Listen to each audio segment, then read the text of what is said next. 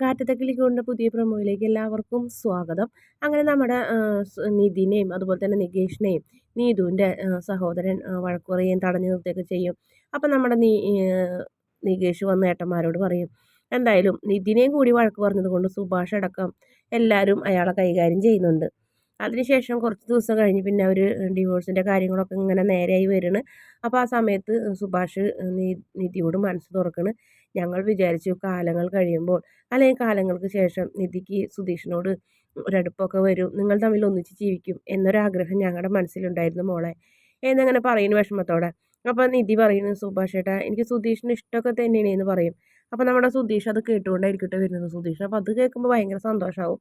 പക്ഷേ എന്തുകൊണ്ടോ ഒന്നിച്ച് ജീവിക്കാൻ പറ്റില്ല എന്നൊരു തോന്നലെന്നൊക്കെ പറയുന്നുണ്ട്. അതിനുശേഷം വീണ്ടും വക്കീലിൻ്റെ അടുത്തേക്ക് പോകുന്നുണ്ട് നിധി. വക്കീലിൻ്റെ അടുത്ത് പോകുമ്പോൾ അവർ അവിടെ നിന്ന് പറയണത് കൗൺസിലിംഗ് വേണം, അതുപോലെ തന്നെ 6 മാസം ഒന്നിച്ച് ജീവിക്കണം, അതിന് ശേഷം തീരുമാനിക്കാൻ പറ്റുള്ളൂ എന്ന് പറയും. അങ്ങനെ അവിടെ നിന്ന് നിരാശപ്പെട്ടിട്ട് അവിടെ നിന്ന് പോരുന്നത്. അതിന് ശേഷം കടപ്പുറത്ത് ചെന്നിരിക്കും. അപ്പോൾ നമ്മുടെ സുധീഷ് എന്തും വരട്ടെ എന്ന് വിചാരിച്ച് നിധിയോട് മനസ്സ് തുറക്കണം. ഈ കടലിനോളം, അതായത് അത്രയ്ക്ക് സ്നേഹം എന്ന് പറയും. അപ്പോൾ നിധിക്ക് തമാശയായിട്ടാണ് തോന്നുന്നത്. എന്നാൽ നിധി പറയും, ഇത് നിങ്ങൾ ഉദ്ദേശിച്ച കടലല്ലല്ലോ എന്നൊക്കെ പറഞ്ഞ് കളിയാക്കുന്നുണ്ട്. അതായത് അറബിക്കടലിനോളം നിറപ്പ് അറബിക്കടലല്ല എന്നൊക്കെയാണ് പറയുന്നത്. അതിന് ശേഷം പിന്നീട് നമ്മുടെ നിധിയുടെ ബർത്ത്ഡേന് വരുന്നത്. അപ്പോൾ നിധിനെങ്കിൽ കടപ്പുറത്ത് പോവുക, ബർത്ത്ഡേ ആഘോഷിക്കുക. ഇത്രയും പണക്കാരിയായിരുന്നിട്ട് പോലും അങ്ങനത്തെ ഉള്ളൊരു ഭാഗ്യമൊന്നും ഇല്ലാത്തൊരു പെൺകുട്ടിയായിരുന്നു.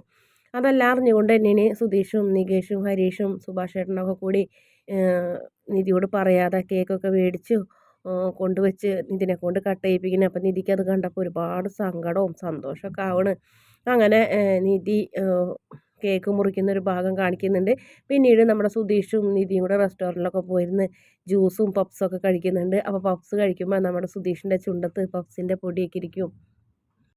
ചുണ്ടത്ത് പപ്സിൻ്റെ പൊടി ഇരിക്കണെന്ന് പറയുമ്പോൾ ഇപ്പുറത്താണ് ഇരിക്കുന്നത് സുധീഷ്. ആ മറ്റേ സൈഡ് തുടയ്ക്കും, ഓപ്പോസിറ്റ് ഭാഗം തുടയ്ക്കുമ്പോൾ നിധി തൻ്റെ ടവലുകൊണ്ട് സുധീഷിൻ്റെ കവിളിൽ ചുണ്ടത്ത് സൈഡിനൊക്കെ പപ്സൊക്കെ തുടച്ച് കൊടുത്തിട്ട് ഇപ്പം ശരിയായി എന്ന് പറയും.